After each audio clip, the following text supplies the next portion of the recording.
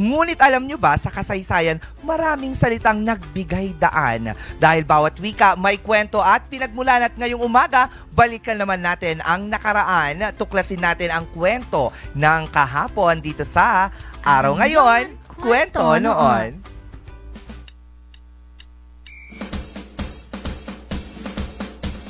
Noong March 5, 1937, isinilang si Rolando Tino sa Manila.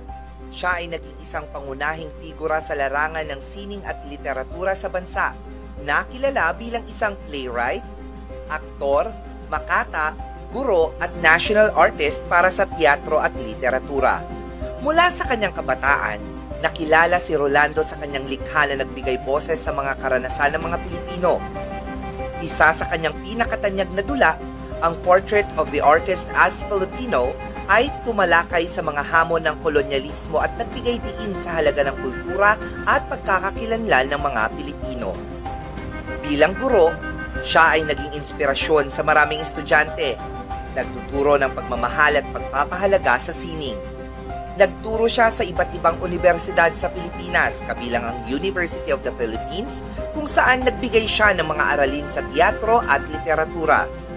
Ang kanyang mga aral at akda ay patuloy na nagbibigay liwanag at pag-asa sa mga susunod na henerasyon. Naging national artist si Rolando Tino dahil sa kanyang natatanging kontribusyon sa teatro at panitikan. Ang kanyang mga dula at tula ay nagbigay diin sa mga temang Pilipino, at ang kanyang pagsisikap na isali ng mga banyagang akda sa wikang Pilipino ay nakatulong sa pagpapalawak ng sining at kultura sa bansa. Ubus na ang pasensya ko! Paalam, Camila. Paalam, Paula.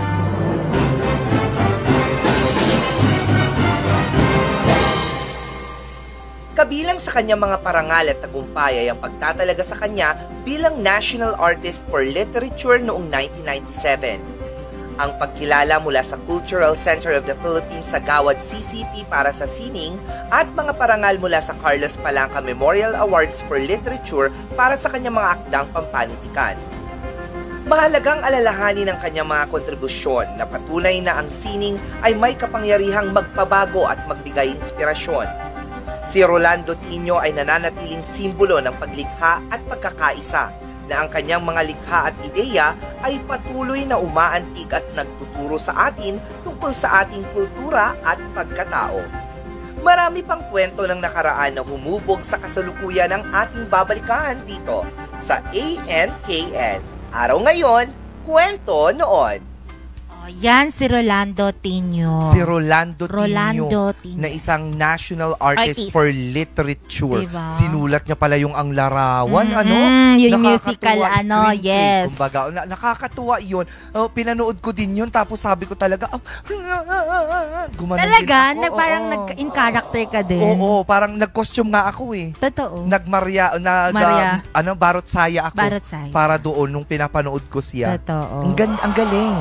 Diba marami talaga tayong mga artists dito sa Pilipinas pagdating sa... Ikaw ba nagsusulat ka? No, not really. More on talaga ako. Ako nagsusulat ako ABC. ABC, hindi. Pero mahilig ako manood. Manood. Manood talaga ako kaysa magsulat. Oo. Pero karamihan kasi ngayon nagsusulat na sila sa cellphone.